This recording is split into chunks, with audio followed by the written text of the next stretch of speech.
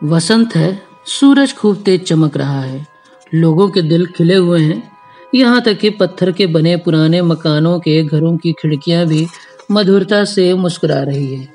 तीज त्योहार के दिन की तरह खूब अच्छे कपड़े पहने हुए लोगों की भीड़ एक रंग बिरंगी धारा के रूप में छोटे से नगर की सड़क पर बही जा रही है। सारा नगर ही है यहाँ, मजदूर, सैनिक, बुर्जुआ, पादरी, प्रशासक, मछुए, सभी पर वसंत का नशा छाया है।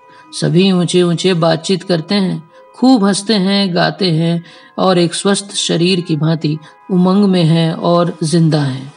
महिलाओं की रंग बिरंगी छतरियां और टोपियां, बच्चों के हाथों में लाल और आसमानी रंग के गुब्बारे, ये सभी अद्भुत फूलों जैसे लगते हैं।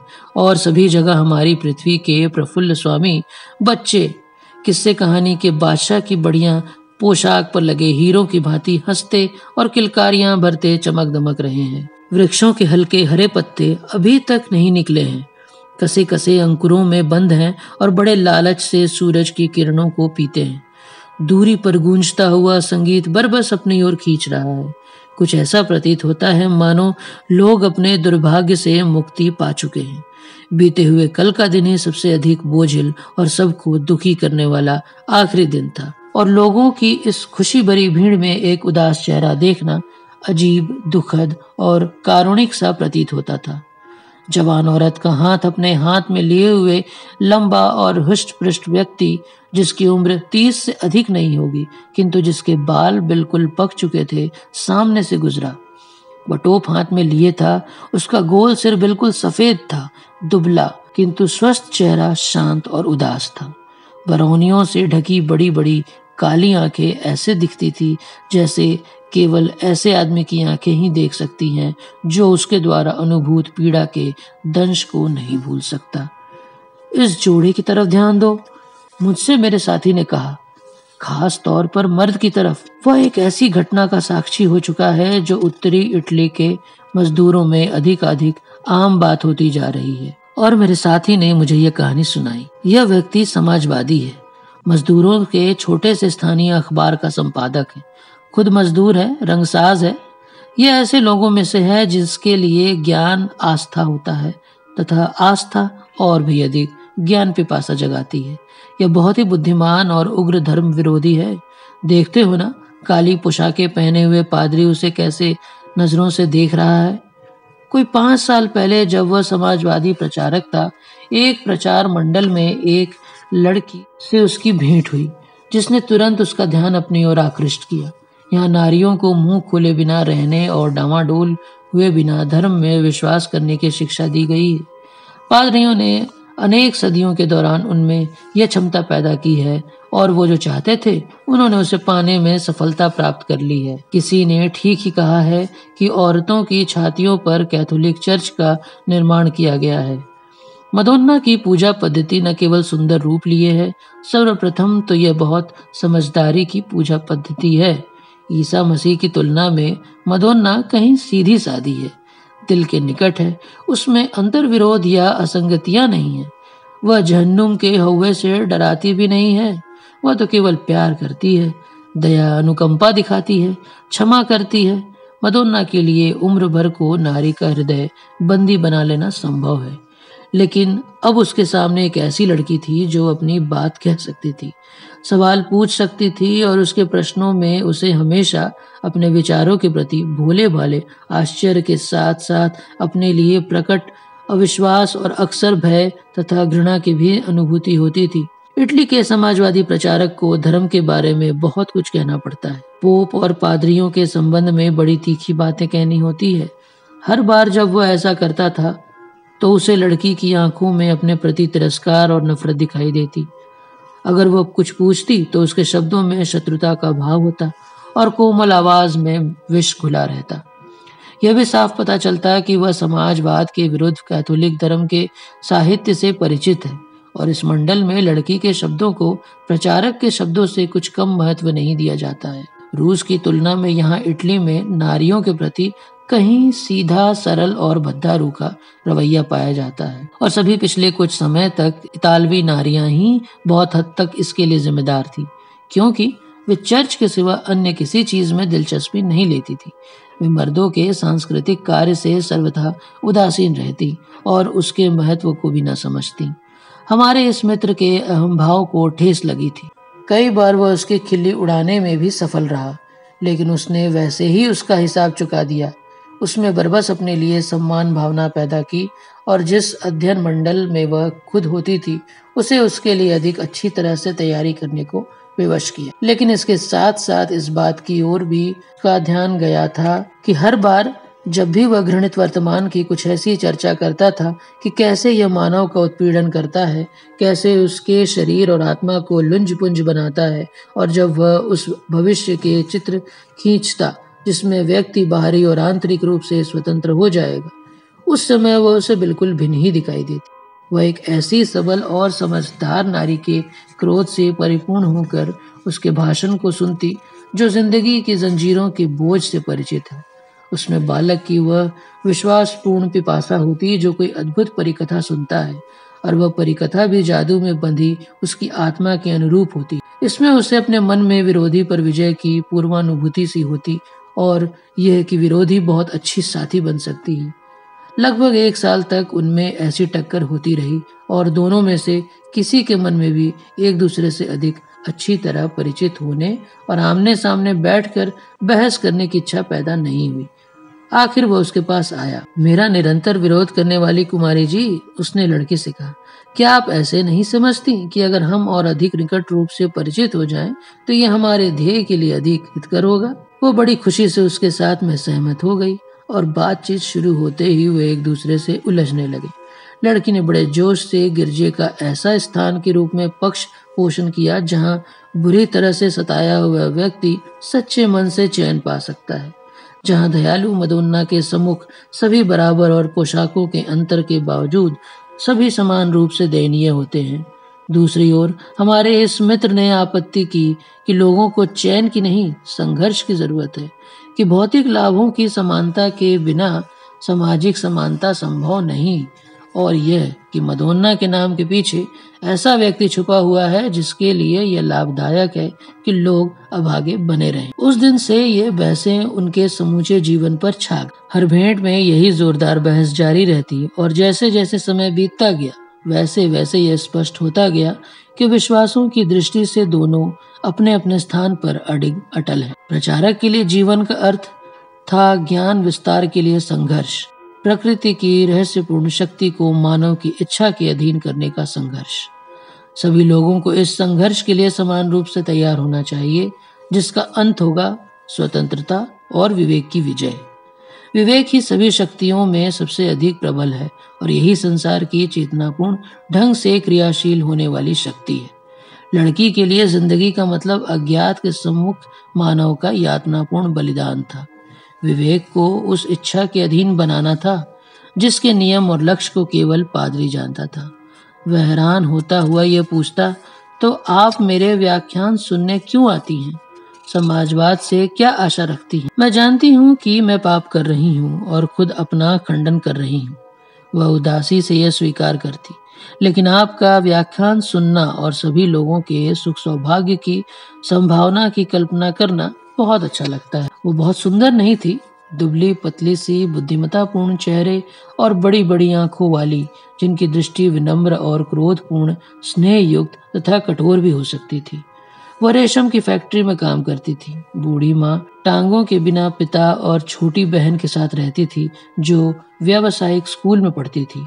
कभी कभी वह खुशी के मूड में होती, खुशी को खुलकर जाहिर न करती, किंतु आकर्षक लगती। संग्रहालयों और पुराने गिरजों को प्यार करती, चित्रों और वस्तुओं के सौंदर्य पर मुग्ध होती और उन्हें देखते हुए कहती, यह सोचकर कितना अजीब लगता है कि यह बहुत ही सुंदर चीजें कभी कुछ लोगों के घरों में बंद थी और किसी एक ही व्यक्ति को उनके उपयोग का अधिकार प्राप्त था। वह अक्सर ऐसी अजीब बातें करती जब उसे लगता कि यह शब्द उस लड़की की आत्मा की अनबूझ पीड़ा की देन है।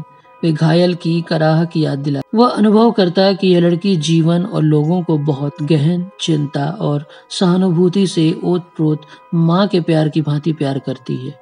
वह बड़े धीरज से उस क्षण की प्रतीक्षा करता रहता जब उसका विश्वास इस लड़की के दिल को प्रज्वलित करेगा और उसका शांत प्रेम प्रबल प्रणय भावना में बदल जाएगा।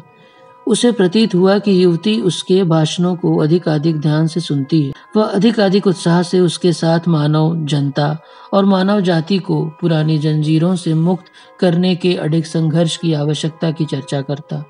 उन पुरानी जंजीरों की जिनका जंग लोगों की आत्माओं में घुस गया है, जो उन्हें कलुषित कर रहा है और विस्मयी बना रहा है। एक दिन युवती को घर पहुंचाते हुए उसने उससे कहा कि उसे प्यार करता है और चाहता है कि वो उसकी पत्नी बन जाए। उसके इन शब्दों ने युवती पर जो प्रभाव डाला, उससे वह स्तंभित रह गया। युवती ऐसे लड़खड़ाई मानो उसने उसे धक्का दिया हो। उसकी आंखें फैल गई, उसके चेहरे का रंग उड़ गया। हाथों को पीठ पीछे करके उसने दीवार का सहारा लिया और लगभग भयभीत दृष्टि से उसे ताकते हुए बोली, मैंने अनुमान लगा लिया था कि बात ऐसी ही है। लगभग ऐसा अनुभव करती थी, क्योंकि बहुत अरसे से खुद भी आपको प्यार करती थी। लेकिन हे भगवान, अब क्या होगा? तुम्हारे और मेरे सुख के दिन हमारे साझे काम के दिन शुरू हो जाएंगे। प्रचारक ने खुश होते हुए कहा। नहीं, लड़की ने सिर झुका के जवाब दिया। नहीं, हमें प्यार का नाम नहीं लेना चाहिए। वो क्यों? तुम गिरजे में चलकर मेरे साथ शादी करोगे? युवती ने धीमी आवाज में पूछा। नहीं तो विदा।